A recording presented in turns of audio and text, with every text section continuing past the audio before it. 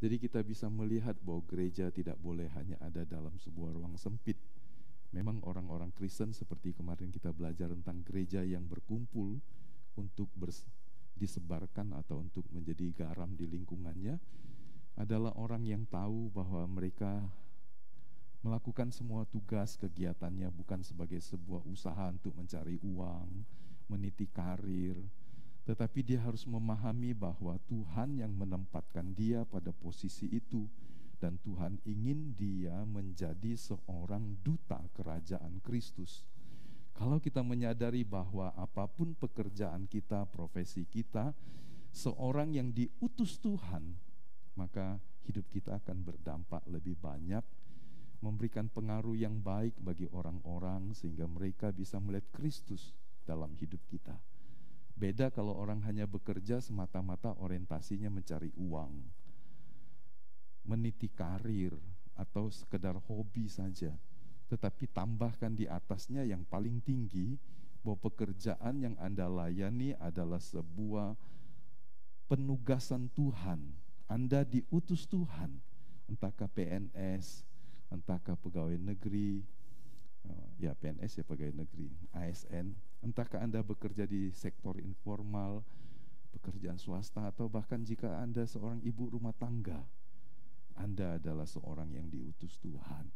Pasti hidup kita akan berbeda dibanding sekedar hidup hanya untuk hidup mencari nafkah.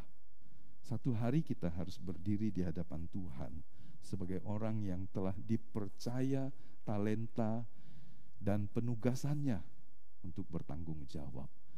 Ada hari yang orang selalu ingat, PD, hari ketika semua upah kita, jerih lelah kita yang kita tidak terima di bumi akan dilunasi Tuhan. Tapi ada hari juga di tahta pengadilan Kristus, kita juga harus mempertanggungjawabkan setiap kesempatan anugerah yang Tuhan beri. Dan bagi orang-orang di luar Kristus yang namanya tidak tercatat dalam buku kehidupan, mereka ada berdiri di hadapan tahta putih yang besar, dan mereka dihakimi dan diadili dalam dua pengadilan, dua penghakiman, dua tempat tinggal kekal yang berbeda. Kapan kita mempersiapkan diri, kapan kita melakukan hal yang berdampak sampai kepada kekekalan yang tidak bisa diulang lagi, diputar mundur. Hari inilah waktu kita hidup di bumi ini. Jangan sampai kita kehilangan kesempatan dan kita berkata, kenapa dulu waktu saya hidup hanya hidup untuk diri saya sendiri? Saya hanya hidup untuk tujuan saya sendiri. Saya hanya hidup untuk melakukan ini dan itu dan tidak mau tahu bahwa saya diutus Tuhan dalam hidup sehari-hari. Tuhan kiranya menolong kita semua. Pagi ini saya mau melanjutkan ini. Saya pikir kemarin itu sebetulnya minggu ini saya mengundang seorang gembala dari Palembang untuk berkhotbah, dia sudah siap. Ya, saya pikir karena pulang terlalu lelah. Tapi minggu kemarin kalau Bapak Ibu ingat, saya juga berkata minggu depan saya sambung. Jadi waktu dia bilang, Pak, saya masih sakit, kurang enak, jangan batalin dulu, saya bilang, sampai nanti hari Jumat. Kalau masih sakit ya sudah gak apa-apa. Tapi ternyata hari Jumat dia chat saya dan berkata, saya kayaknya gak bisa datang, ya sudah gak apa-apa. Ya, jadi gak apa-apa, kita lanjutkan ini Bapak Ibu ya. Ya, mari kita melanjutkannya. Benarkah kesulitan bisa mendatangkan kebaikan bagi kita? Karena rasanya mustahil. Tapi sesungguhnya Allah merancang kesulitan menjadi pelayan kita, ya. Baik itu berbagai gangguan yang bertubi-tubi, ketidakadilan yang kita alami, penundaan-penundaan yang kita tidak mengerti dan seterusnya. Percayalah bahwa itu bisa diubah Tuhan untuk mendatangkan kebaikan bagi kita. Nah, gambar-gambar ini kita kemarin sekali lewat melihatnya. Yang kiri atas itu Ayub dalam keadaan penderitaan, yang di sebelah kanannya bicara tentang seorang raja muda berdiri dengan gagah, sedikit sombong terlihat di hadapan 10 kakaknya, ya. Adiknya nggak tahu ada nggak di situ, Benyamin. Kemudian di sebelah kiri bawah perkemahan orang Israel yang ada kalau dilihat dari atas. Kalau dulu sudah ada drone, itu pasti konfigurasinya seperti salib. Pusatnya adalah kemah suci. Jadi kemah di utara, selatan, barat, dan timur. Mereka harus berkemah sesuai dengan panji-panji suku-suku mereka. Waktu mereka berangkat, mereka teratur. Mereka tiba juga, mereka harus teratur di tempat yang sudah ditetapkan. Jadi bait Allah meskipun sementara, tapi itu menjadi sebuah sentral kehidupan bangsa Israel. Dari penataannya saja sudah begitu. Kemudian di sebelah kanan kita lihat Allah dalam rupa manusia selama 33 tahun lebih hidup bersama dengan orang-orang yang ada yang melihatnya, mengerti, percaya, tapi lebih banyak mereka tersandung dengan pernyataan-pernyataan dan ajaran dari Tuhan yang bagi mereka sangat keras, sangat tidak masuk akal. Jadi Yesus itu juga batu sandungan bagi orang Yahudi yang tidak mau membuka hatinya. Ya. Jadi kalau Anda bicara tentang kebenaran dengan hati yang tulus, setulus hati Yesus, jangan berharap 100% semua orang setuju dengan Anda. Saya ulangi lagi, jika Anda berbicara tentang kebenaran dan hidup dalam kebenaran sesuci dan sesempurna Yesus, Anda tidak boleh atau tidak bisa kecewa ketika melihat tidak semua orang setuju dengan Anda. Yesus mengalaminya. Jadi kalau kita masih ada bengkok-bengkok, masih ada kurang, kemudian kita tidak disukai orang, ya sudah, jangan kecewa. Anda tidak bisa menuntut orang lain berubah, karena kita juga yang harus lebih dahulu berubah. Ya, yang penting Allah melakukan sesuatu dalam hidup kita, dan perubahan hidup kita bisa dilihat oleh orang lain. Satu hari, ukuran yang terbaik adalah waktu. Anda bisa berkata apa saja, tapi ketika waktunya tiba, kita bisa melihat apakah pernyataan, perkataan, nubuat, atau apa saja yang Anda katakan tergenapi. Tapi kalau kita ngomong sembarang dan kemudian semuanya tidak ada yang jadi, maka itu bukan sebuah nubuatan. Itu bukan datang dari Allah. Itu hanya datang dari pikiran dan keinginan kita. Mari kita baca Roma pasal 8 ayat 28 sampai ayat 30 sekali lagi. Kita baca, kita tahu sekarang bahwa Allah turut bekerja dalam segala sesuatu untuk mendatangkan kebaikan bagi mereka yang mengasihi Dia, yaitu bagi mereka yang terpanggil sesuai dengan rencana Allah. Sebab semua orang yang dipilihnya dari semula, mereka juga ditentukannya dari semula untuk menjadi serupa dengan gambaran anaknya, supaya ia anaknya itu menjadi yang sulung di antara banyak saudara. Dan mereka yang ditentukannya dari semula, mereka itu juga dipanggilnya. Dan mereka yang dipanggilnya, mereka itu juga dibenarkannya. Dan mereka yang dibenarkannya, mereka itu juga dimuliakannya. Jadi kalau Anda membaca ayat 28, harus terus sampai ayat 29 sampai ayat 30 dan mengerti apa yang disebut mendatangkan kebaikan bagi mereka yang mengasihi Tuhan, yang terpanggil sesuai dengan rencana Allah. Dia memanggil kita untuk masuk dalam sebuah rancangan kekalnya, tetapi jika kita tidak merespon dengan benar, maka panggilan yang sempurna itu, atau kalau dia mengizinkan kesulitan-kesulitan datang dalam hidup kita, yang ada adalah kepahitan, kemarahan, kekecewaan, dan rasa frustrasi yang hebat. Tapi kalau kita mengerti maksud Allah adalah supaya kita dibentuk menjadi segambar dengan Yesus, maka Anda akan berkata bahwa kesulitan menjadi sebuah alat Tuhan untuk membentuk hidup kita. Tantangan yang paling berat sekalipun seperti yang dialami tokoh-tokoh yang kita bahas minggu kemarin, semuanya ternyata pada akhirnya mendatangkan kebaikan bagi dia. Jadi lihatlah bahwa kesulitan bukan sekedar suatu persoalan yang kita selalu suka hindari, yang kita selalu tengking dalam nama Yesus. Tetapi kesulitan seringkali merupakan karunia Allah. Karunia itu pemberian, karisma, karismata, pemberian suatu harta yang kudus. Kita semua ingin harta, dan Allah memberikan kita harta yang seringkali tersembunyi. Kulit luarnya itu bernama kesulitan, tantangan. Tapi kalau kita mau masuk di dalamnya, Allah menyingkapkan kesulitan itu ternyata adalah harta yang sangat mahal, yang Anda tidak bisa beli dimanapun juga.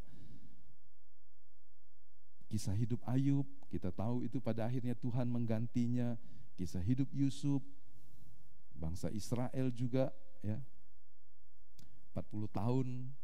Apa yang dikatakan Ulangan pasal 8 itu menggetarkan kalau kita baca. Perjalanan yang kau lakukan, yang dikehendaki dan dituntun Tuhan ini. Wah, kita pikir kalau dituntun dan dikehendaki Tuhan pasti semuanya lancar. Tapi Allah menuntun mereka melewati kesulitan yang sangat hebat, supaya merendahkan hati mereka, supaya mereka bisa belajar mengasihi Tuhan lebih dari semua, supaya yang ketiga mereka tahu betapa firman Allah itu berdaulat dan menjadi kebutuhan yang lebih besar dari sekedar makan, minum, pakaian. Sehingga kata firman Tuhan, sehingga kau tahu perkataan-perkataan Allah itu lebih dari kebutuhan hidupmu. Kita hidup harus makan, minum, tapi sebetulnya satu perkataan Tuhan yang kalau merema hidup dalam kita, maka semua bisa jadi. Itu yang diajarkan Tuhan kepada umatnya di Israel. Hidup mereka harusnya bergantung dengan Tuhan, bukan karena dan terhadap situasi di sekitarnya. Jadi ini pelajaran berharga. Tadi pagi juga dalam doa Biston, Ibrani pasal 3, pasal yang keempat. Maka saudara tahu bahwa di situ Tuhan, siapakah dalam pasal 3 bagian ayat-ayat terakhir, siapakah yang dia murkai selama 40 tahun? Siapakah yang dia larang tidak boleh masuk? Siapakah? Dan seterusnya, ada 3 hal di sana, yaitu orang-orang yang mendengar tapi tidak taat, orang-orang yang keras hati. Mereka tidak mau berjalan bersama Tuhan. Pada akhirnya dalam 1 Korintus 10 kita diingatkan bahwa apa yang terjadi dalam hidup bangsa Israel adalah pelajaran bagi kita, supaya kita tidak harus gagal dan hancur seperti mereka. Seharusnya kita bersyukur kalau kita jadi orang yang bisa punya contoh.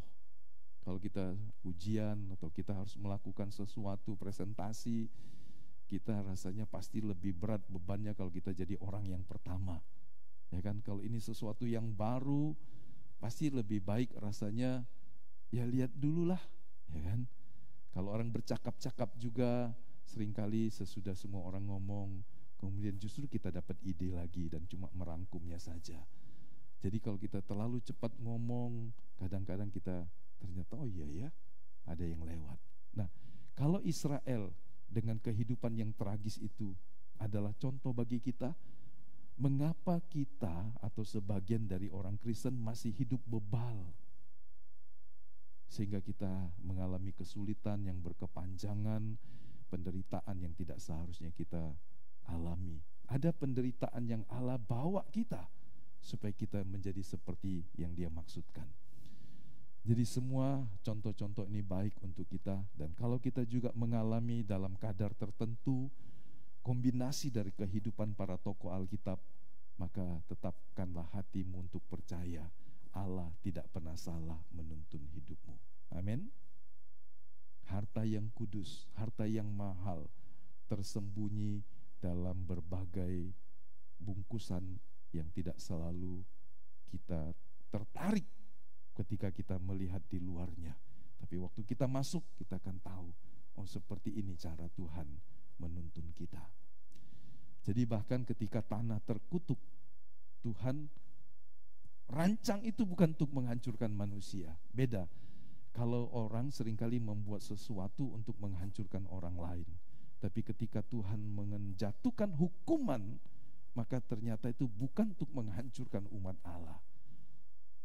Dosa harus dihukum, sehingga Tuhan harus menghukum, dan itu adalah kutuk. Kejadian pasal yang ketiga, Allah harus mengucapkan hukuman ini, dan ini adalah sebuah kutuk. Ada 3 di situ setidaknya. Manusia akan berpeluh bekerja keras, manusia akan mengalami penderitaan dan seterusnya, wanita akan bersalin dengan cara yang pasti waktu itu alami, penuh dengan penderitaan, kesakitan, bahkan seringkali bertarung nyawa, dan pada akhirnya manusia akan mati. Jadi hukuman ini sebetulnya dijatuhkan Tuhan bukan karena dia benci, tapi karena dia mengasihi kita. Ada tujuan Tuhan. Dia tidak sekedar menjatuhkan hukuman untuk sebuah kemarahan yang tidak ada solusinya. Kadang-kadang orang menjatuhkan hukuman, terserahlah kau, mau apa kau terserah, mau hancur, mau hilang, mau binasa. Tapi ketika Tuhan harus menghukum, maka hukuman Tuhan punya tujuan, mengekang sifat dosa yang menjadi-jadi, menjaga agar manusia tetap ada di jalur Allah. Dia sadar dia ada dalam sebuah posisi yang terpisah, dia harus mencari Tuhan, mengajar manusia tentang jalan-jalan Tuhan. Dari kejatuhan ini kemudian Adam dan Hawa mendidik anaknya supaya tidak jatuh seperti dia. Hanya sayang Kain meremehkannya. Tapi Habel mengerti sehingga dia mempersembahkan korban yang menyenangkan hati Tuhan. Waktu kemudian dua anak ini mati juga, Tuhan ganti mereka dengan Set. Dan kemudian anak-anak berikutnya dididik untuk mengenal jalan-jalan Tuhan. Sehingga dalam kejatuhannya manusia merindukan Tuhan. Dan ketika Tuhan berkata manusia akan mati, maka tujuannya adalah supaya sifat dosa dalam anggota tubuh manusia dilenyapkan. Selama kita tinggal dalam tubuh ini, masih selalu ada peluang untuk berbuat dosa, walaupun roh kita sudah diselamatkan. Sekudus apapun seorang, sesuci apapun seseorang, serohani apapun seseorang, selama dia tinggal dalam tubuh jasmani, orang itu masih bisa berbuat dosa. Dengan perkataannya, dengan matanya, dengan motivasinya, dengan sesuatu yang ada dalam hatinya. Karena dia masih tinggal dalam tubuh yang di dalamnya ada dorongan untuk hidup melalui pakai rasa lapar, ada kebutuhan seksual yang punya tujuan satu rekreasi, satu prokreasi. Tapi kalau manusia tidak bisa mengendalikannya, manusia akan hancur di dalamnya. Manusia juga punya pikiran, perasaan, dan kehendak dalam jiwanya. Ini sesuatu yang include di dalam kita. Seorang biarawan yang hidup puluhan tahun, Anda pasti kalau bisa mengerti pikiran dan hatinya, dia juga bergumul. Semua manusia. Kalau itu tidak bicara tentang dosa moral dan susila, dia bisa bicara tentang hal yang lebih berbahaya, yaitu kesombongan. Tangkap saudara? Banyak orang karena diberkati, karena hebat pada posisi tertentu, hidupnya mungkin bagus dalam hal-hal yang lain, kecuali dia angkuh dan sombong, memandang orang yang lebih rendah dari dia dengan remeh. Ini sebuah dosa yang tidak kalah mengerikan. Orang kikir, ini kan juga sebuah dosa yang berbahaya, sama bahayanya dengan dosa-dosa yang lain. Karena setiap dosa berwarna hitam. Kalau dia hitam, setiap dosa adalah pelanggaran terhadap hukum Allah. Jadi jangan menghakimi seseorang dan berkata, wah dosanya lebih besar. Tidak. Ada orang yang kelihatan tidak melakukan hal-hal yang jahat pun, tapi dia bisa disebut orang yang hamartia. Hidupnya melenceng dari sasaran Tuhan. Dia tidak berdosa. Dia tidak mengandalkan Tuhan. Dia tidak mencari Tuhan. Dia tidak hidup dalam hal yang jahat. Orang-orang ateis itu cenderung jadi orang yang secara moral bisa lebih baik dari manusia yang beragama. Ada seorang dokter tua di sini pindah ke Australia dan dia bilang heran, di sini orangnya nggak beragama, nggak bertuhan. Dia sampai ngomong begitu, nggak tahu dia tinggal di mana. Tapi orangnya tidak ada yang mau merugikan orang, antri tertibnya, nggak mau mengambil hak-hak orang dan seterusnya. Nah, saudara bisa bayangkan. Jangan berpikir bahwa orang yang terus nyebut-nyebut nama Tuhan pasti hidupnya lebih baik. Negeri ini negeri yang menaruh Tuhan di tempat yang sangat terhormat. Negeri yang dimana kita semua punya kolom dalam KTP kita beragama. Tapi kita juga tahu pergumulan negeri ini, anak bangsa ini dalam mengelola semuanya ternyata tidak mudah. Di satu sisi kita seorang yang sangat agamawis, yang sangat agamis, orang yang sangat beragama, orang yang sangat terikat dengan ritual agama. Tapi kita tahu juga begitu banyak catatan yang menyedihkan, mengerikan, mencoreng kehidupan kita. Di segala tempat, di bidang eksekutifnya, orang-orang pembuat legislasinya, bahkan penegak hukum. Saudara bisa lihat, selama manusia tinggal dalam tubuh, bahkan kalau Anda mendengar rohaniawan, pendeta, dan sebagainya yang juga jatuh dalam dosa, Anda gak usah menghakimi dan berkata, kok bisa ya? Bisa, selama kita tinggal dalam tubuh jasmani, selama kita belum mati terhadap tubuh kita, masih bisa.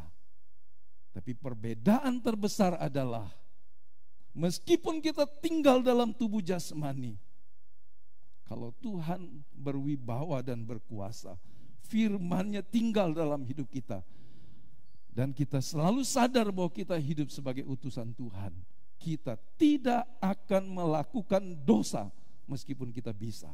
Meskipun punya peluang dan kesempatan sebagai pemimpin, sebagai anak buah, sebagai apapun juga, selama kita tinggal dalam tubuh dosa ini, kita bisa berbuat dosa. Tapi kita tidak harus berbuat dosa. Yang paham katakan amin, saudara. Bisa itu bukan berarti Anda harus melakukannya. Anda bisa pukul orang, tapi nggak harus pukul orang ketika marah. Anda bisa mencaci maki orang ketika jengkel, tapi Anda tidak perlu caci maki orang. Betul? Betul nggak? Anda lapar, tidak perlu mengambil. Anda bisa belajar melatih untuk tidak mengambil barang yang bukan milikmu ketika Anda lapar. Kita bisa berbuat dosa, tapi kita tidak harus berbuat dosa kalau kita hidup dalam tuntunan Tuhan, tuntunan Roh Kudus. Jadi jangan kasih makan pabrik dosa ini. Kalau Anda merangsangnya hidup di komunitas yang salah, bacaannya salah, tontonannya salah, dan sebagainya, maka pabrik dosa Anda akan terus aktif. Tapi kalau Anda hidup dekat dengan Tuhan, Galatia, surat Roma pasal 8 berkata, kita punya kekuatan untuk mengalahkan keinginan-keinginan untuk berbuat dosa yang terus berjuang di dalam diri kita. Jadi hukuman itu dijatuhkan Tuhan, bukan untuk menghancurkan kita. Yang kedua yang kita mau bahas sampai yang ketiga hari ini, ketika kesulitan menjadi suatu kesempatan agar kita beroleh kasih karunia Tuhan. Jadi kalau kita tidak ada dalam kesulitan, Anda nggak punya kesempatan yang istimewa seperti ini. Kok bisa ya? Bisa. Jatuhnya kutuk kepada manusia menciptakan kesempatan bagi Allah untuk mengembangkan suatu kualitas ilahi dalam diri manusia yang punya kodrat dosa ini tadi.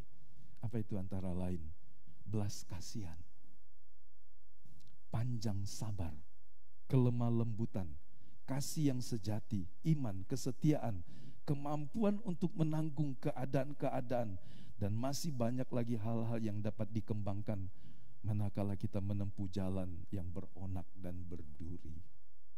Heran, kalau Anda lihat dalam komunitas-komunitas yang secara materi mereka kekurangan, seringkali mereka hidupnya sangat setia kawan.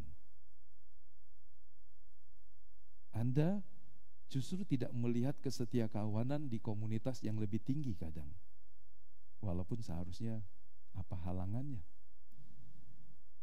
Karena yang di sana ada mungkin adalah persaingan.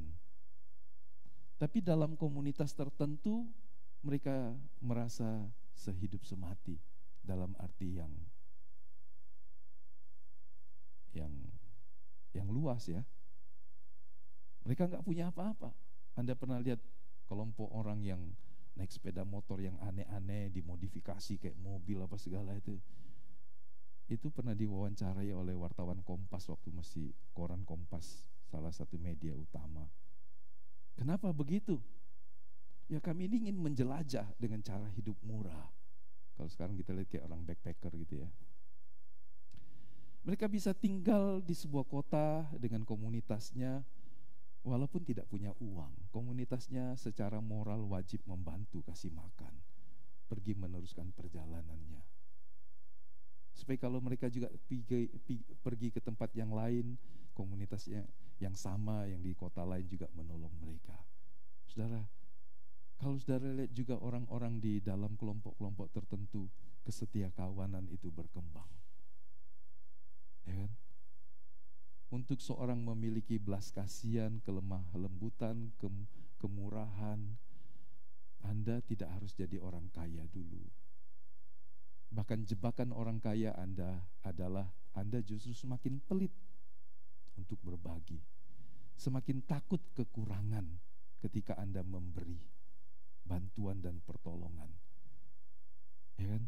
Kalau orang tua sakit, biasanya ada anak-anak yang ngomong, kaulah, dan kamulah. Tapi kalau anak sakit, orang tuanya kan berusaha melakukan apa saja. Saudara lihat, justru ketika kita jauh lebih baik, kita menuntut orang lain. Satu hari dulu waktu saya tinggal di Jawa Timur, waktu baru mulai jadi pengerja, ada ibu-ibu tua, tante ngomong pakai gaya dan bahasa orang Surabaya, Jawa Timur. Sebetulnya ada orang yang harusnya lebih banyak lagi melakukan ini di gereja ini. Dia itu lebih kaya dari saya, nak. Kadang dia panggil cu, kadang dia panggil nak. Ya kan? Menuntut, mengharapkan orang lain melakukan lebih banyak dari dia. Orang yang dituntut juga pernah ngobrol dengan saya, itu payah orang-orang, gak mau mendukung pelayanan dan sebagainya. Nah saudara lihat, kadang kita berharap menuntut orang lain yang kita pikir lebih baik, lebih mampu. Tapi ingatlah ini, Anda tidak boleh mengandalkan manusia dan menuntut saudara saya itu yang ini, yang kakak, yang adik, yang ini dan sebagainya harus tolong saya karena saya sedang susah. Hasilnya Anda akan jadi pahit hati dan kecewa. Kenapa Anda tidak berharap dengan Tuhan? Amin. Bahkan kalau Anda baca Yeremia pasal 17, terkutuklah orang yang mengandalkan manusia. Walaupun itu saudaramu, kakakmu, anakmu, orang tuamu. Belajar bergantung kepada Tuhan. Anda tidak perlu menuntut seperti itu. Anda bisa mengembangkan kualitas ilahi ini. Tidak harus tunggu kaya dan berkelimpahan. Karena kemurahan hati. Saudara lihat ada orang cuma punya roti separuh, satu sepotong kecil, lihat adiknya lapar dia bagi. Tapi saudara lihat juga ada yang nakal. Dia bilang kurang, harusnya aku lebih banyak. Saudara bisa lihat dari kecil anak-anak yang egois, yang murah hati. Jadi didik sejak kecil, jangan ajar sifat egois itu, dia merasa dia harus lebih banyak, lebih baik. Kalau Anda punya anak lebih dari satu, ajar dia. Atau dengan temannya dan seterusnya. Dari kapan? Dari kecil ajar untuk hidup tidak menjadi orang yang egois. Karena kalau dia kaya pun dia tetap egois atau semakin pelit malahan, kecuali dia mengalami perjumpaan dengan Tuhan secara total. Jadi kalau fakta bahwa manusia akan mati atau bisa mati, pasti mati. Ibrani 9 ayat 27. Siapa yang mau baca Ibrani 9 ayat 27? Agak keras ya. Berdiri tolong. Ibrani 9 ayat 27. Ayat itu tidak boleh lupa, saudara.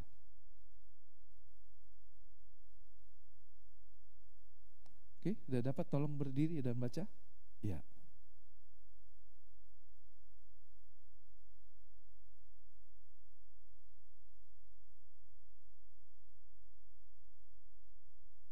Ya, terima kasih. Jadi manusia hidup hanya satu kali. Sudah itu dihakimi. Kalau begitu kita akan hidup semau-mau kita dong, cuma hidup satu kali. Tidak, justru kita harus berpikir, saya akan mati. Kematian adalah hal yang paling pasti dalam hidup. Lambat atau cepat, dengan cara apapun juga manusia pasti akan mati. Hanya ada dua manusia yang tidak mati, Henokh dan Elia.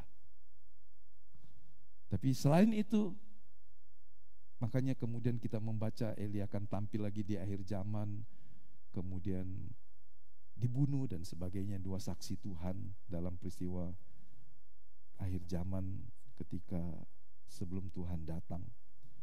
Tapi secara umum manusia hidup pasti mati.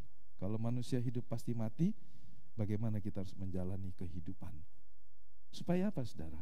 Kalau manusia pasti mati itu, Roma pasal 6 ayat 7 berkata, sebab melalui kematian sifat dosa dihancurkan dalam tubuh kita. Sebab kita tinggal dalam tubuh pabrik dosa. Roh kita dilahirkan baru, diganti. Waktu kita menerima Yesus, roh kita dilahirkan kembali. Tapi kita masih tinggal di dalam tubuh jasmani. Masih ada keinginan-keinginan daging, kemarahan, dan seterusnya, seperti kitab Galatia berkata. Selama kita tinggal dalam tubuh jasmani, kalau kita diganggu, dirangsang, atau dipenuhi dengan sesuatu yang bisa menggelorakan pabrik dosa kita, pabrik dosa bekerja lagi, walaupun umur sudah 80 tahun. Ya kan? Walaupun dia jadi orang yang di gereja melayani Tuhan sebagai pendeta, kalau dia tidak jaga diri, dia akan berdosa selama dia tinggal dalam tubuh jasmani. Dan Tuhan memakai kematian untuk melenyapkan tabiat dosa. Apa enggak ada cara lain? Ini cara Tuhan. Roh kita baru, tapi jiwa kita dikuduskan terus menerus. Tapi kita masih tinggal dalam tubuh dosa. Supaya kita dibangkitkan dengan tubuh kemuliaan tanpa dosa. Nanti kita baca ayatnya. Supaya kita tidak perlu selamanya berada dalam tubuh fana yang dikuasai oleh dosa. Jadi kalau manusia harus mati, akan mati, dapat mati, itu sebetulnya itu adalah belas kasihan Tuhan. Bayangkan kalau Anda sejuta tahun hidup dalam tubuh dosa, sesuci apapun ketika disenggol masih bisa berdosa. Kan mengerikan. Waktu Anda diperhadapkan kepada pilihan untuk melampiaskan kebencian dan kemarahan, itu pergumulan. Kalau Anda difitnah, kalau Anda dihancurkan, pasti ada pergumulan. Berontak gak nih? Klarifikasi gak nih? Menyerang balik gak nih? Atau saya menerima dihancurkan dengan semua konsekuensinya? Kadang-kadang kita gak kuat, kita bela diri. Padahal Tuhan merancang kita supaya kita menjadi seperti seorang yang sedang disalibkan karena dia punya tujuan yang lain. Bayangkan kalau Yusuf selalu membela diri. Bayangkan kalau Yesus selalu membela diri. Ayub membela diri terus. Kemudian Tuhan tegur dia. Tapi beberapa tokoh yang lain rela dihancurkan. Mari kita membaca 1 Korintus 15 ayat 40. Ada tubuh surgawi, ada tubuh duniawi. Tetapi kemuliaan tubuh surgawi lain daripada kemuliaan tubuh duniawi. Demikian pula halnya dengan kebangkitan orang mati. Ditaburkan dalam kebinasaan, dibangkitkan dalam ketidakbinasaan. Ditaburkan dalam kehinaan, dibangkitkan dalam kemuliaan. Ditaburkan dalam kelemahan, dibangkitkan dalam kekuatan. Yang ditaburkan adalah tubuh alami, yang dibangkitkan adalah tubuh rohani. Jika ada tubuh alami, maka ada pula tubuh rohaniawi. Bagaimana kita bisa mendapatkan tubuh sorgawi, tubuh yang rohania, tubuh yang penuh dengan kemuliaan Allah, selama kita masih tinggal dalam tubuh yang fana, tubuh jasmani ini. Gak bisa. Anda bisa pakai baju 4 lapis, tapi Anda gak bisa pakai tubuh rohani dan kemudian dibungkus lagi tubuh jasmani. Atau Anda pakai tubuh surgawi dan dibungkus lagi dengan tubuh alamiah. Hanya ada satu cara. Anda harus melepaskan tubuh alamimu dan Tuhan memberikan tubuh surgawi. Kematian adalah cara Tuhan untuk melepaskan tubuh alami kita, supaya Dia memberikan kita tubuh yang surgawi, tubuh yang rohani. Caranya mati. Gak ada cara yang lain. Jadi jangan takut dengan kematian. Yang Anda takuti adalah hidup di luar Tuhan. Kalau orang hidup di luar Tuhan, matinya mengerikan, karena dia akan hidup dalam kekekalan, terpisah dengan Tuhan. Tapi selama kita hidup dalam Tuhan, mengasihi Tuhan dengan semua kelemahan dan kekurangan, tetap bersandar dengan Tuhan, melakukan keinginannya, meskipun kita jatuh dan bangun, tetap ada di dalam jalan-jalannya Tuhan. Selama hidup kita sampai nafas terakhir, maka kematian tidak perlu menakutkan Anda, karena kematian adalah cara Tuhan melepaskan kita, supaya kita memakai tubuh surgawi. Sehebat apapun kita berusaha, sehebat apapun teknologi kedokteran, dan semua upaya yang terbaik, bahkan jika kita bisa mengimplan semua organ tubuh yang penting, menggantikannya, tetap satu hari kita akan mati. Kecuali 1 Korintus 15 ayat 50 berkata, Anda masih hidup waktu Tuhan datang kali yang kedua pada bagian yang kedua, yaitu parousia, ketika semua orang yang masih hidup diubahkan Tuhan. Tapi kalau momen itu tidak tercapai karena waktunya masih jauh dan kita sudah mati dulu, maka melalui kematian Tuhan mengganti tubuh kita. Kecuali Anda tahan hidup, jaga kesehatanmu sampai Tuhan datang. Tapi masalahnya kapan Tuhan datang? Hah? Kalau Anda bisa jaga 100 tahun dan Tuhan datang, syukurlah. Kalau Anda bisa hidup 150 tahun dan Tuhan datang setelah Anda 150 tahun, syukurlah. Masalahnya kapan Tuhan datang kita nggak tahu. Apa masih 100 tahun lagi? Betul? Jadi yang pasti adalah kita akan mati. Kecuali satu, kita masih hidup waktu Tuhan datang. Kita akan diubahkan. Anda bisa baca ayatnya 1 Korintus 15:50, 1 Tesalonika pasal 4, 16 dan 17. Diubah dalam sekejap. Wah, langsung tubuh jasmaninya ditanggalkan, langsung mengenakan tubuh kemuliaan. Jadi kematian secara umum adalah kasih karunia Tuhan. Amin. Saya nggak ngajak kita cepat-cepat, saudara, karena masih banyak tugasnya. Tapi kita harus percaya, manusia yang mati, selama dia hidup dalam Tuhan, dia tidak perlu takut. Yang ketiga, ketika kesulitan mencapai tujuannya, alatnya tadi udah sampai, udah selesai, udah purna tugas, selesai.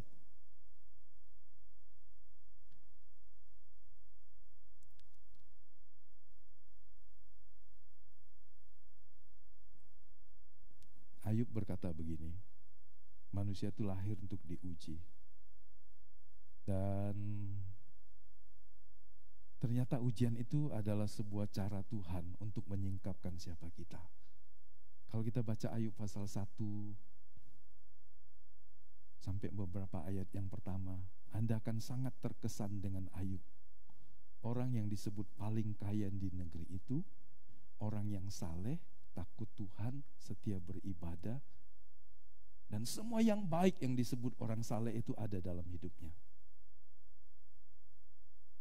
Tuhan angkat semua hartanya, Tuhan angkat semua anaknya, Tuhan izinkan tubuhnya mengalami sakit yang berkepanjangan sampai sekitar 6 bulan.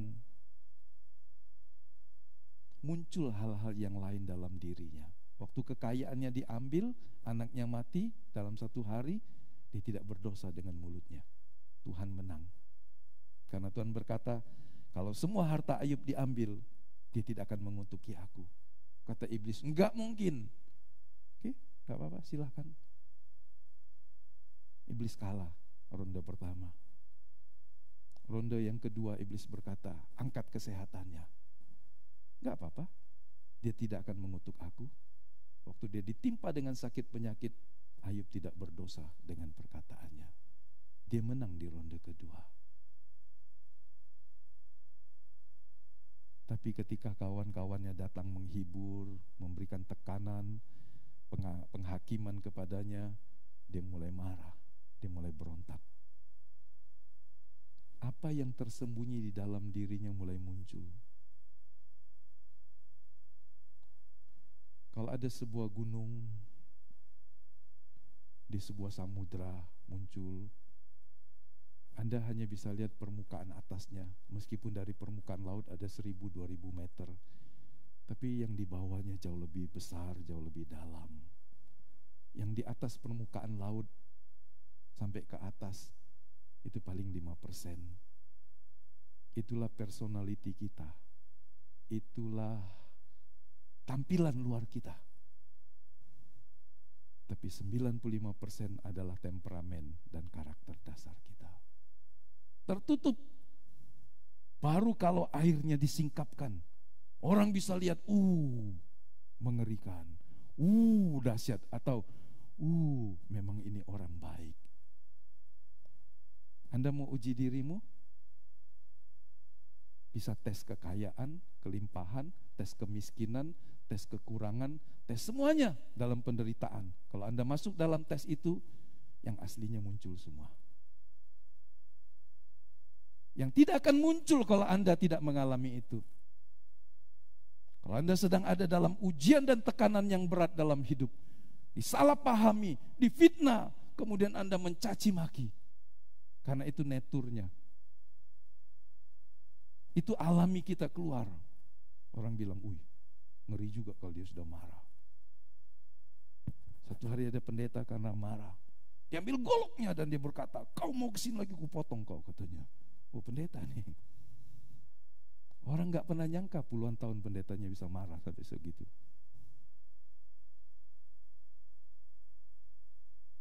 Saudara, seperti apa karakter Anda, temperamen asli Anda yang selama ini tertutup dalam permukaan laut, akan muncul kebutuhan-kebutuhan motivasi kita. Kita pernah membahas hidup Hizkia. Kurang apa pada dia? Tuhan izinkan semuanya, tapi satu hari, 2 Tawarik pasal 32 ayat 31, Tuhan sengaja tinggalkan dia. Tuhan biarkan dia. Dan kemudian hatinya muncul. Ternyata ada kesombongan. Ini bukan orang yang berdosa, saudara. Anda baca itu. Ketika itu Allah meninggalkan dia untuk mencobainya, supaya diketahui segala isi hatinya. Dia dikunjungi oleh utusan Raja Babilonia yang kagum, kaget, karena keajaiban Allah menolong dia. Melepaskan dari tentara Asyur yang jauh lebih besar. Serangan itu bertubi-tubi. Kalau kita lihat peta, Palestina itu kecil dibanding Asyur yang ada di selatan dan sampai ke utara, lebih besar, di sini laut. Ini kalau mau dihancurkan kecil saja. Apalagi dia cuma Yehuda. Kerajaan yang di utaranya 10 suku sudah dihancurkan. Sangat mudah untuk menghancurkannya. Tapi Tuhan membela, menjaganya. Sehingga pantaslah utusan raja-raja asing itu berkata, Allah mana di seluruh dunia ini yang bisa bertahan dengan pasukan mereka? Semua sudah dihancurkan. Maka Allah yang kau banggakan juga akan kami hancurkan. Saudara tahu, Tuhan menolongnya dari semua itu, meluputkannya dengan ajaib. Dia sakit hampir mati, Yesaya sudah datang, Nabi sudah sampaikan kau akan mati, siap-siap saja. Harusnya kan enak, tapi dia malah kecewa, dia berdoa. Tuhan kasih dia jawaban doa. Oke lah, 15 tahun. Tidak disebut 15 tahun, tapi Tuhan kasih umur lebih panjang, tidak mati hari itu. Ketika semua keajaiban, rentetan keajaiban yang dialami raja ini didengar oleh kerajaan Babilonia, datang orang memberikan ucapan selamat. Dia harusnya memakai kesempatan itu untuk bersaksi, semuanya karena Tuhan Allah yang kami sembah, yang nenek moyang kami sembah, bukan karena saya. Tapi dia gagal. Dia bangga, dia pamer semuanya, dan Tuhan marah. Tuhan berkata, apa saja yang dilihat oleh orang itu, satu pun tidak ada yang ditinggalkan. Tuhan marah, saudara. Kalau Anda sombong, Tuhan marah. Dia bisa berkati Anda, dia bisa tolong Anda dengan hebat. Tapi kalau Anda jadi sombong dan tidak mengakui dia, mengambil kesempatan untuk menceritakan kebaikannya, dia marah. Seperti dia marah terhadap Hizkia. Jadi seringkali kalau Tuhan sertai kita, Tuhan jagai kita. Dijaga itu gak enak, seperti termonitor. Kalau kita salah sedikit, roh kita rasanya tidak nyaman. Tapi itu baik daripada kita sudah terjerumus dan tidak ada teguran dari Tuhan lewat hati kita. Ingatlah Tuhan bicara lewat roh kita. Secara sederhana impresi itu ada di hati kita. Suara hati, suara roh, walaupun masih bisa dibedakan lagi. Tapi secara umum, secara sederhana Tuhan bicara lewat hati kita. Jarang dia bicara lewat telinga kita. Tuhan juga banyak bicara lewat orang tua kita. Tuhan bicara lewat suami kita. Tuhan bicara lewat istri kita. Tuhan bahkan bisa bicara dari anak-anak kita, menegur kita. Kalau Tuhan meninggalkan kita, maka kita bebas. Tapi inilah justru saat yang berbahaya. Jadi liar. Semua yang di dalam keluar. Ternyata Hizkia sombong. Sombong yang tersembunyi. Tapi hari itu, ketika Tuhan tegur, dia masih tidak menyadari. Dia berkata semua yang Tuhan katakan baik, asal tidak terjadi di masa saya. Saudara, keberhasilan atau kegagalan kita dalam ujian-ujian di bumi akan menentukan posisi kekal kita di sorga. Jadi jangan hidup sekedar hidup di bumi ini. Kalau Anda sedang diuji, satu hari akan selesai, saudara. Kalau Anda berkata bertubi-tubi, berat, bertahanlah. Karena Tuhan, 1 Korintus 10:13, tidak pernah memberikan kita ujian yang melampaui kekuatan kita untuk menanggungnya. Lebih mengerikan dari ini adalah orang gagal di ujian hidup di bumi dan kehilangan kesempatan untuk masuk kerajaan kekal. Anda bisa baca dalam 2 Petrus pasal 1. Dan hari kita bahas itu. Sebenarnya itu sudah pernah, tapi saya akan ulangi lagi. Karena kadang-kadang ada hal-hal yang penting. Kita sudah belajar bertahun-tahun, gereja ini umur 32 tahun, bisa saja lupa, dan saya harus mengulanginya lagi. Allah menguji kita untuk melihat motivasi apa yang menggerakkan kehidupan kita masing-masing. Kalau Anda membaca Kejadian 22 ayat 1 dan 2 bicara tentang Abraham. Setelah dia kaya, setelah Tuhan kasih anak yang namanya Ishak di umur yang hampir 100 tahun, dia sangat sayang. Dan Tuhan tahu, sehingga Tuhan menggunakan istilah anak tunggal yang paling kau sayangi. Dia punya anak Ishak, tapi kakaknya ada Ismail. Tapi itu bukan anak yang lahir dari perjanjian. Dia punya banyak anak yang lain, dia punya harta yang lain. Bukan anak maksud saya, harta yang lain, budak-budak yang lain. Kalau Tuhan minta itu semuanya, dia akan mudah memberinya.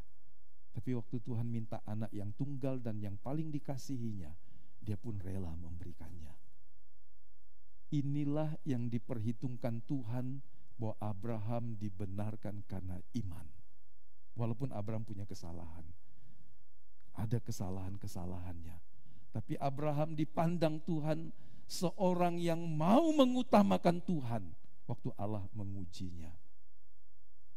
Ulangan pasal 13 ayat-ayatnya panjang. Apa kita mau baca, saudara? Kita baca dulu Ayub 1 ayat 8 sampai 12 ya. Ayub 1 ayat 8 sampai 12. Ada yang sudah dapat, boleh tolong baca?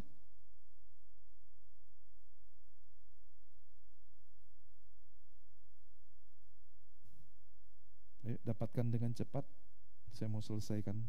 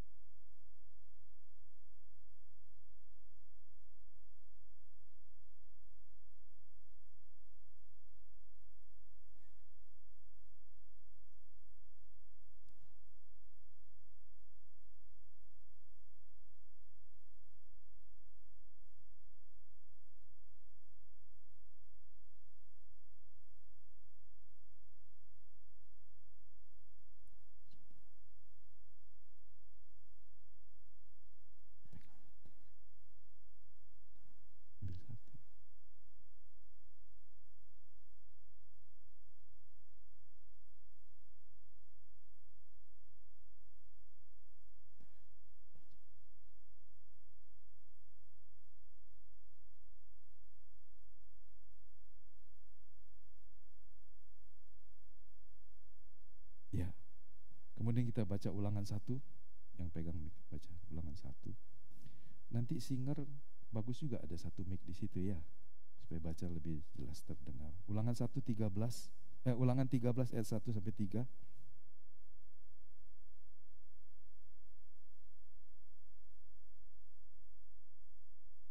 Ya, silakan. Ulangan 13 ayat 1 sampai 3.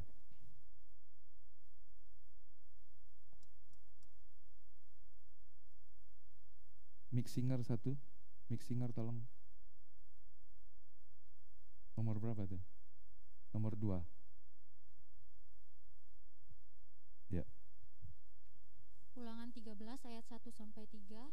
Apabila di tengah-tengahmu muncul seorang nabi atau seorang pemimpi, dan ia memberitahukan kepadamu suatu tanda atau mujizat, dan apabila tanda atau mujizat yang dikatakannya kepadamu itu terjadi, dan ia membujuk, mari kita mengikuti ilah lain yang tidak kau kenal, dan mari kita berbakti kepadanya, maka janganlah engkau mendengarkan perkataan nabi atau pemimpi itu, sebab Tuhan Allahmu mencoba kamu untuk mengetahui apakah kamu sungguh-sungguh mengasihi Tuhan Allahmu dengan segenap hatimu dan dengan segenap jiwamu.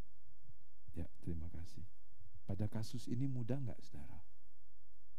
Kalau seorang nabi atau menyebut dirinya nabi dan berbicara dan gak terjadi, Anda berkata bohong, jangan ikuti dia. Tapi ini orang berbicara dan terjadi. Ketika semua yang dikatakan pemimpi ini terjadi dan kemudian dia berkata, ayo percaya saya kepada dewa, kepada sesuatu yang saya sudah katakan. Tinggalkanlah Tuhan Allahmu yang kau percayai, yang tidak memberikan engkau jawaban. Paham Bapak Ibu? Kalau dia buat tanda, buat mujizat dan itu terjadi, tapi dia mengajak engkau meninggalkan Tuhan, Anda ikut gak? Tergoda. Oh, ini yang dikatakan jadi. Kalau nabi palsu itu ngomong gak jadi, gak terjadi. Tapi ini terjadi.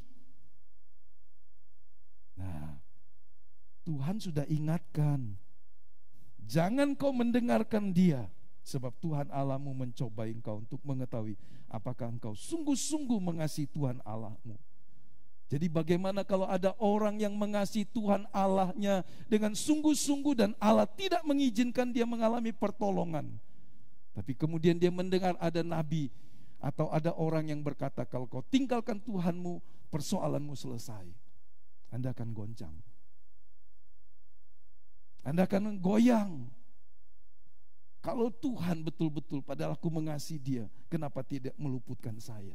Sedangkan di sini apa yang terjadi? Semuanya jadi. Tuhan bilang, jangan. Artinya Tuhan sedang menguji kita untuk tetap ada dalam kesetiaan, walaupun dia tidak menjawab doa kita. Kalau ada orang yang setia dengan pasangannya, setia dengan komitmennya, ketika ada yang menarik dia berkata, tidak, saya tetap setia, karena janjinya sampai mati. Anda nggak bisa digoncangkan. Kesetiaan itu diuji pada waktu dicobai. Seperti itulah yang Tuhan mau. Kalau ada orang yang menggoda engkau dan berkata dia bisa melakukan semua dan terjadi betul-betul, kita takjub. Oh, ternyata ingat, dalam batas tertentu kuasa kegelapan bisa melakukan mujizat. Dalam surat Korintus, Paulus mengingatkan, iblis bisa menyamar sebagai malaikat terang, mengadakan semua mujizat dan tanda yang heran. Jadi Anda jangan berkata, kalau dia bisa sembuhkan, dia mungkin dari Tuhan. Nah, kalau bukan dari Tuhan, bukan dari Tuhan. Walaupun dia bisa membuat semuanya. Dalam batas tertentu, tukang jampi Mesir bisa melakukan apa yang dilakukan Musa dan Harun. Dalam 10 demonstrasi kuasa Tuhan itu, mereka bisa mengikuti sampai batas yang keempat. Jadi jangan kagum dan kemudian tinggalkan Tuhan. Yang kedua, dia menguji kita. Apakah kita melayani dia? Melayani Tuhan hanya karena berkat-berkatnya. Kalau Anda tetap mengasihi Tuhan, melayani dia, dan ekonomimu belum berubah, apakah Anda kemudian berkata, wah, saya percuma kayaknya setia. Harusnya Tuhan perhatikan saya dong. Dia ingin memberkati kita, tapi dia ingin melatih kita untuk mengasihi dia. Kita harus mengalami perubahan dalam hidup dan dalam cara berpikir. Dia Allah tidak akan pernah pelit kepada anak-anaknya, percayalah. Tapi jika berkat itu akan menghancurkan saudara, dia akan menahannya. Jika pemberian dia akan menghancurkan hidupmu dan tujuan kekalmu, dia akan mengalihkannya. Sebab dia mengasihi jiwamu lebih dari semua. Anda harus belajar mengasihi Tuhan, bukan karena berkat-berkatnya. Apakah kita layak untuk menerima janji-janji Allah dan kita setia kepada kebenaran yang dipercayakannya kepada kita? Anda pantas enggak menerima firman yang hidup? Siapa firman itu? Dia sendiri. Di zaman kekaisaran kalau orang berkata, ini titah kaisar, maka kemudian dibacakan. Sebelum dibacakan orang berlutut. Meskipun yang datang cuma suruhan. Betul ya? Dari film-film Cina, Mandarin kolosal, kalau datang titah kaisar, dia buka, semua orang langsung berlutut. Dia dengar, gak berani angkat mukanya. Seperti melihat kaisar, walaupun yang datang cuma Kasim. Apakah kita layak menerima kebenarannya? Apakah kita mau menjaganya dalam hidup kita sebagai kekayaan yang lebih besar dari harta dunia? Kalau hidup kita baik, bisa diandalkan, dia bisa memberi jawaban kepada musuh yang menekan, melontarnya. Loh, Tuhan ada musuh ya? Ayo baca ini, Amsal 27. Anakku, hendaklah engkau bijak, sukakanlah hatiku, supaya aku dapat menjawab orang yang mencela aku, supaya aku dapat memberi jawab kepada orang yang mencela aku, sebab aku percaya kepada firman-Mu. Dari Amsal dan Mazmur kita tahu anak yang baik ternyata bisa membanggakan orang tuanya. Jadi jangan orang tua bilang, anakku hebat, tapi kemudian anaknya ngelantur, orang tuanya malu. Kira-kira begitu maksudnya saudara. Waktu setan menuduh Allah curang, dia berkata, tidak, ini orang beda, ini Ayub. Kau uji, dia tidak akan memalukan saya, mempermalukan saya. Berikutnya, apakah kita layak untuk menggantikan posisi yang telah lepas dari tangan setan dan pengikutnya? Setan itu adalah malaikat yang dipercaya Tuhan pada awalnya. Tapi Tuhan hukum dia karena motivasinya serong, hatinya serong. Dia sedang melatih kita untuk menjadi umat yang kudus, pria dan wanita yang layak dibanggakan oleh Tuhan. Bukan sekedar Kristen yang rajin ke gereja, tapi supaya hidupmu pantas untuk dibanggakan Tuhan. Sehingga Tuhan berkata, lihat anakku itu, kau bisa uji dalam segala hal dan dia tidak berdosa. Bisakah kita seperti itu, saudara? Yang ini dalam kekayaan, dalam kemiskinan, dalam kesusahan, dalam penderitaan, orang ini mempermuliakan namaku. Apakah kita layak? Apakah kita pantas? Kita sedang dipersiapkan Tuhan untuk menjadi pribadi yang bisa dibanggakan oleh Tuhan.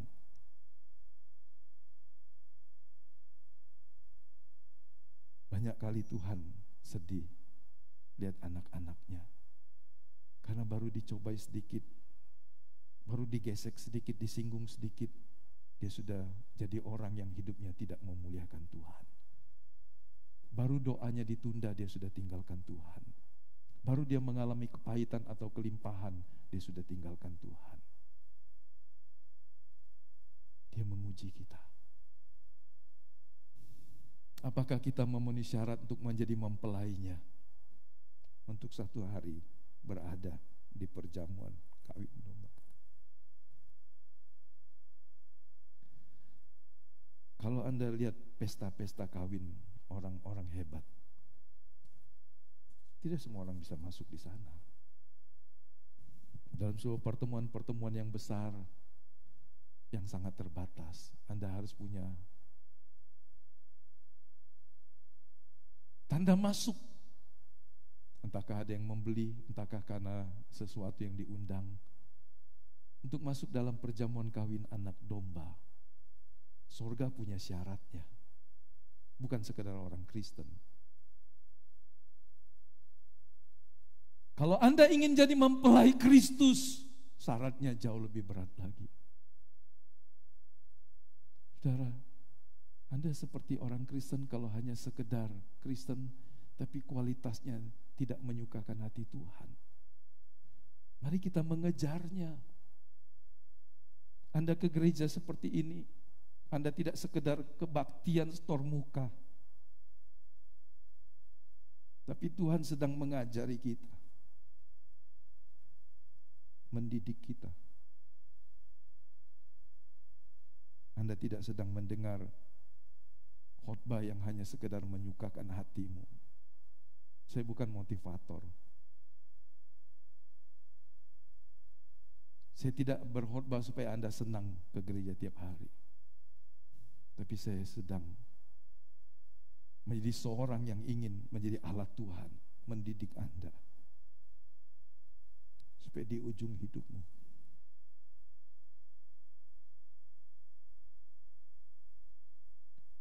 Anda bisa berada di perjamuan kawin anak domba. Mari kita baca. Lalu ia berkata kepadaku, tuliskanlah, berbahagialah mereka yang diundang ke perjamuan kawin anak domba. Katanya lagi kepadaku, perkataan ini adalah benar, perkataan-perkataan dari Allah. Satu hari kita akan ada di sana. Kita akan ada di perjamuan kawin anak domba. Anda adalah mempelainya Tuhan. Apakah dia akan mengambil mempelai yang kekanak-kanakan, yang gampang ngambek, yang cuma ribut tentang harta, duit, kesenangan dunia, dan seterusnya. Yang hanya ke gereja karena mau cari berkat, yang hanya mau melayani karena berkat. Ketika itu hanya Anda dapat, Anda tidak layak jadi seorang mempelainya. Terlalu banyak orang jahat yang memanipulasi firman Tuhan, membuat jemaat Tuhan jadi kekanak-kanakan, diiming-imingi dengan harta, benda, dan semua hal yang satu hari Anda akan tinggalkan. Banyak juga jemaat yang tidak mau mendengar, karena kebutuhan terbesarnya bukan tentang hidup bersama Tuhan, tapi hidup mendapatkan berkat Tuhan. Jadi pengajarnya salah, jemaatnya juga salah dididik, terkondisi. Kalau dengar firman Tuhan yang mendidik, mengajar, seringkali orang berkata, lama, panjang, cari aja khotbah yang sederhana, yang simple, yang kemudian pulanglah, Tuhan berkati saudara. Apa yang kau mau Tuhan akan lakukan. Kapan kita dewasa? Apakah kita cuma mau seperti itu? Atau kita mau menjadi seorang mempelainya Tuhan, seorang yang bersama dengan Dia selama-lamanya, untuk memberkati akhir hidup kita, untuk meninggikan kita dan memberi kita sebuah nama yang kekal. Semua ada ayatnya, tapi kepanjangan kalau kita membahasnya. Terakhir, untuk membuat kita lebih benar dan lebih kudus. Kesulitan adalah harta kasih karunia Allah, supaya Anda bisa lebih benar. Diizinkan penderitaan, kesulitan, penundaan, supaya kita makin dikuduskan oleh Tuhan. Kadang Dia rampasi kesenangan-kesenangan kita, Dia cabut semua kita. Beberapa orang dicabut kekayaannya, kesehatannya, supaya dia bisa merasa, siapa yang bisa tolong saya kalau bukan Tuhan? Mari kita baca ayat-ayat terakhir ini dan kita akan pulang.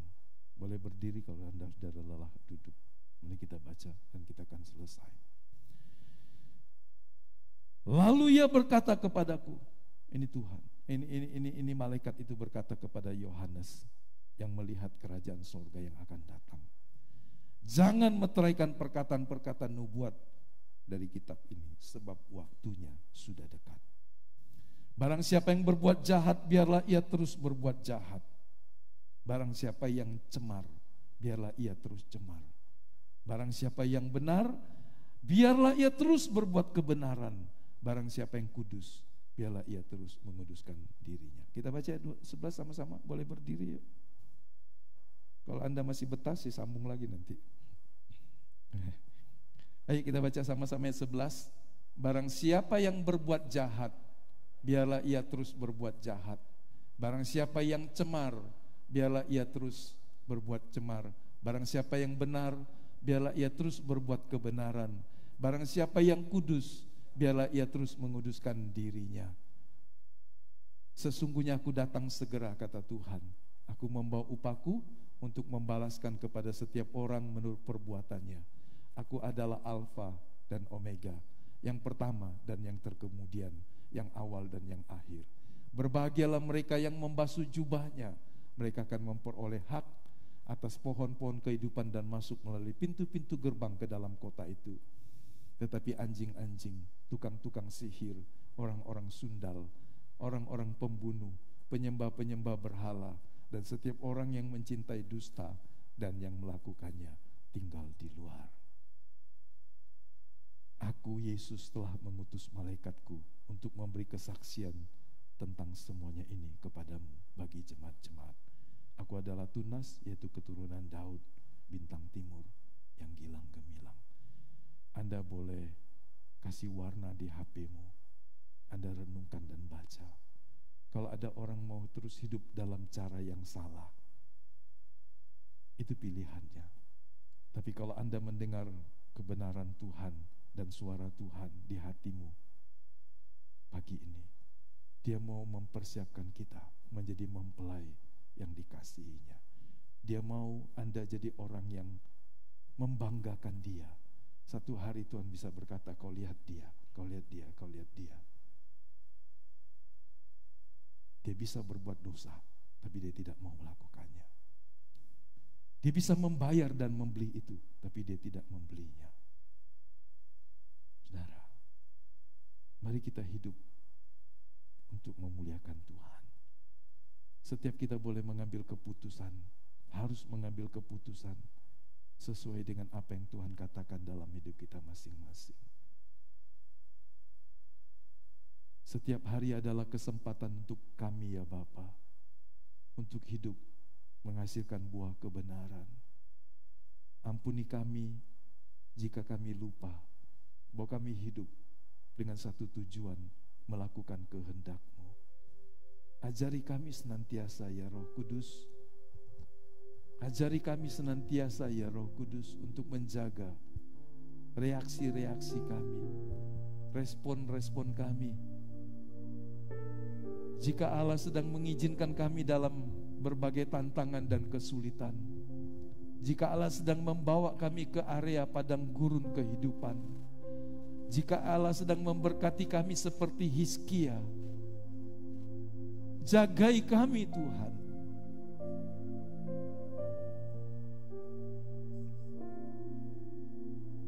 Jangan tinggalkan. Jangan tinggalkan kami walaupun sekejap ya Tuhan. Karena kami sangat memerlukan Tuhan.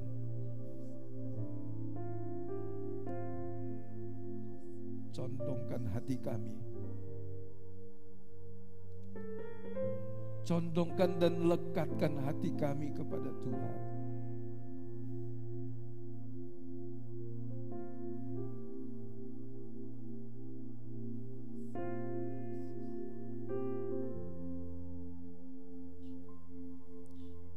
Lepaskan kami dari kecintaan akan hal-hal yang mendatangkan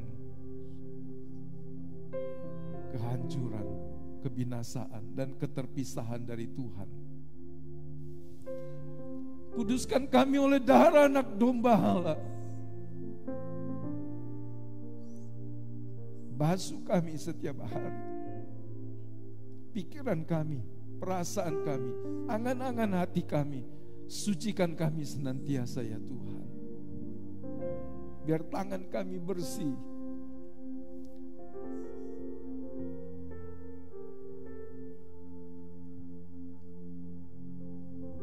Dari segala yang jahat. Biarlah bibir lidah kami bersih dari segala yang jahat. Biar mata kami bersih dari segala yang jahat.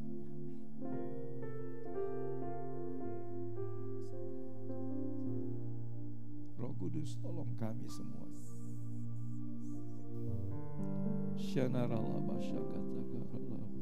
Jamah setiap kami ya Tuhan.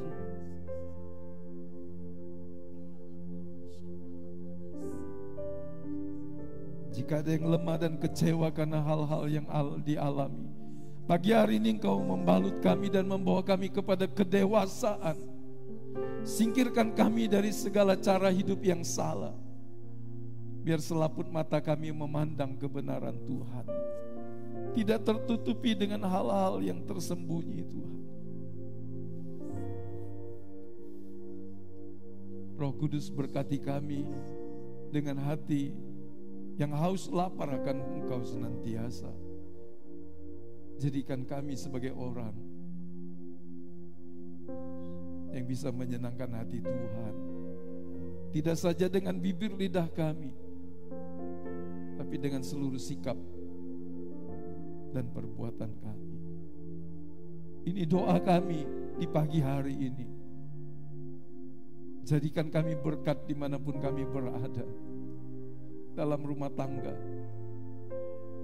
di kantor, di toko, di pergaulan sehari-hari. Tuhan, berkati kami untuk menjadi berkat. Pakai kami dengan semua keterampilan, dengan pekerjaan, dengan semua status dan jabatan yang kami punya, supaya kami mempermuliakan nama Tuhan. Berkati para pemuji, pemusik, multimedia Asyir. Berkati kami semua yang hadir di pagi hari ini. Berkati penyembahan kami, ucapan syukur kami, persembahan-persembahan kasih kami, persembahan khusus.